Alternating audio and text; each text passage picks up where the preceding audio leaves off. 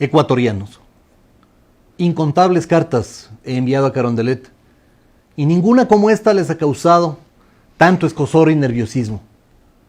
Antes ni siquiera me contestaban algunas de ellas, pero curiosamente ahora hasta me dedican cadenas de insultos. Me pregunto, ecuatorianos, ¿qué tiene de malo pedirles que, aprovechando de sus excelentes relaciones con la China, averigüen si se dieron o no esas transferencias por más de 22 millones de dólares, como constan en un documento que de manera comedida le he hecho llegar al presidente de la República? Me pregunto, ecuatorianos, ¿acaso hay una comisión de fiscalización en la Asamblea que investigue los innumerables casos de corrupción que se han conocido en el país? ¿O lo que hay es una Asamblea sometida y convertida en simple oficina de tramitación de leyes inspiradas y ordenadas desde Carondelet? Que vaya a la Fiscalía, me dice Jorge Glass, que vaya a esa dependencia, que con la denuncia de las amenazas a mis hijos no ha hecho absolutamente nada en 3 meses, a pesar de saber perfectamente quién fue y dónde vive el que profirió esas amenazas. La misma Fiscalía, que tiene en el congelador la denuncia que presenté junto a otros colegas contra la jueza Lucy Blasio por haber ignorado la inmunidad parlamentaria de un congresista que ahora tiene que estar refugiado en la selva y perdió su cargo gracias a esa maniobra. Esa Fiscalía que culpó al olfato de unos perros de la policía cuando salió a la luz el famoso caso de la narcovalija. Que vaya a la Fiscalía, es decir, donde el amigo de Jorge Glass, quien le ha prologado este libro, llenándole de lisonjas al fiscal general. O sea, en otras palabras, anda donde mi amigo para que le presentes la denuncia. Como no hubiera querido verles tan bravos y tan destemplados cuando logramos revelar el caso Dusak Kofiek Delgado. En lugar de condolerse por el atraco a los fondos públicos, lo que hicieron fue un homenaje al primo favorito. Maldijeron a la prensa, a la oposición, me llenaron de descalificativos y finalmente tuvieron que darme la razón. Qué saludable hubiera sido para el país verlos indignados por el caso MacSquare, que también lo denuncié, porque pagar más de $1 millón por una página web, por supuesto que es sospechoso, por decirlo menos. Y más cuando aparecieron unas estrellas de Hollywood a decir que sí cobraron por su actuación, pero menos de lo que se había reportado a las autoridades. Ahora se hacen los dolidos, pero cuando a mí me acusaron sin pruebas, repito, sin pruebas de ser informante de la CIA, que supuestamente ha recibido pagos de la Chevron, de los Isaías, etc., ahí sí no dijeron nada. Ahí sí con su silencio justificaron una acusación velada que me ha afectado seriamente y que no les ha importado seguir repitiéndola. Y ahí sí no pasa nada, porque se cree en el derecho de ultrajar a todo aquel que comete el pecado de disentir con sus posturas o de denunciar un hecho, o como en este caso, de enviar una carta al presidente de la República pidiéndole que nos ayude a verificar la autenticidad de una información que de ser cierta sería gravísima y que de no ser cierta nos daría un respiro a todos.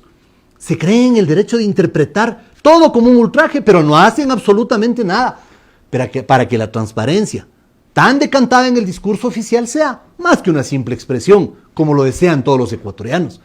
Por supuesto que voy a seguir investigando y denunciando aquello que tenga en mis manos.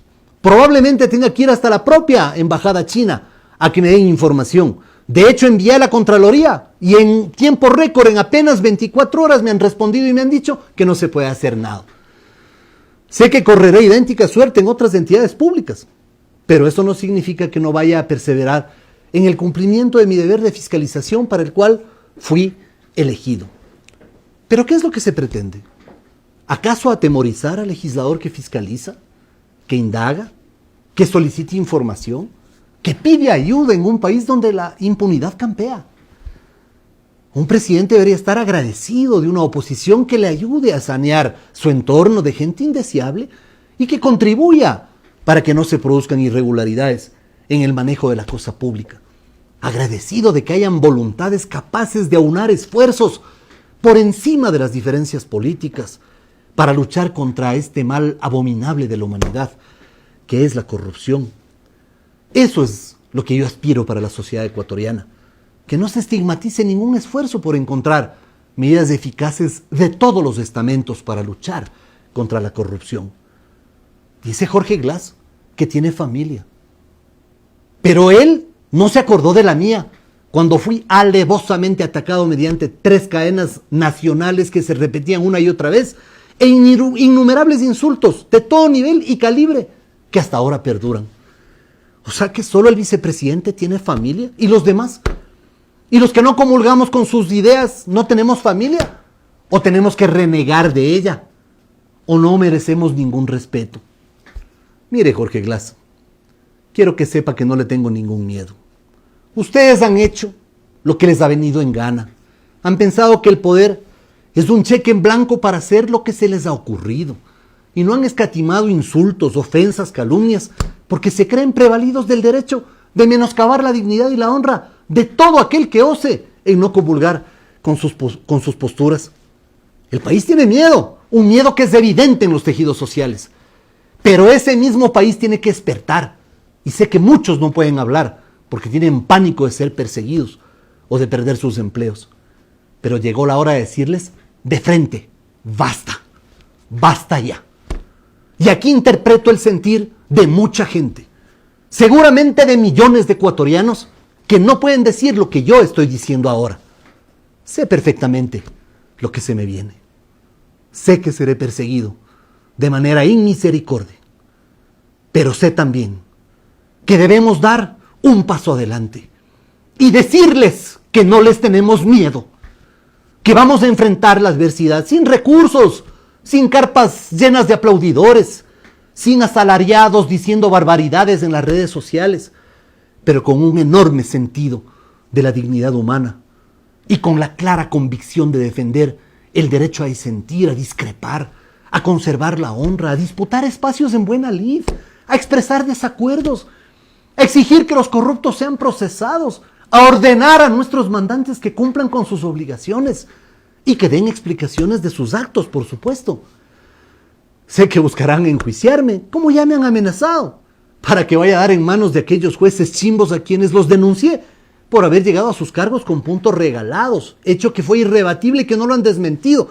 Y dicho sea de paso, Jorge Glass no dijo una sola palabra de aquello, como tampoco dijo nada de Dussac ni del caso Tragacheques. Sé que buscarán a la jueza Lucy Blasio para que ignore nuevamente la inmunidad parlamentaria y disponga a mi enjuiciamiento, sin fórmula previa, desde luego. Sé que deben estar preparándome una fría celda en la cárcel de la Tacunga, pero vayan sabiendo que podrán encarcelar mi cuerpo, pero jamás mi alma, ni mi altiva decisión de enfrentar con rigor y valentía a esta aventura fascista con tintes de stalinistas y con un condumio populista inocultable. Y sé que hoy más que nunca, mi deber es rebelarme contra tanto abuso de poder, contra la política de la regalada gana, contra los que algunos ayer nomás eran pata al piso y hoy tienen millonarias mansiones en lujosas urbanizaciones y Jorge Glass lo sabe. Mi deber es ser la voz de los que no tienen posibilidad de expresar su frustración, su ira, su desencanto, su coraje por lo que está pasando. Y le digo a Jorge Glass, le repito, y le digo que me paro tieso como siempre, como cuando denuncié a Dussac y a Delgado, mientras ustedes lo homenajeaban, pues, y que le responsabilizo lo que me pueda pasar a mí y a mi familia, porque las amenazas son muchas y variadas, las bravuconadas también son muchas, pero las voluntades dispuestas a ponerle un estate quieto también son muchas. Yo no soy un cobarde, ni soy guasicama, ni me van a tratar como les viene en gana, porque no tienen derecho, porque deberían dar ejemplo de respeto, porque este país no es su hacienda, ni los mandantes somos sus peones. Si quieren, vengan a buscarme, saben dónde encontrarme. Yo no me voy a correr como Pedro Delgado. Yo me voy a mantener firme en mis convicciones, con mi voluntad incólume, con mi dignidad por todo lo alto. Y tengan la certeza que no como cuento, que no me asustan las rabietas, que a estas alturas de mi vida ya estoy curado de espanto y que seguiré con enorme valentía enfrentando lo que me toque enfrentar, por más poderosos que ustedes se crean.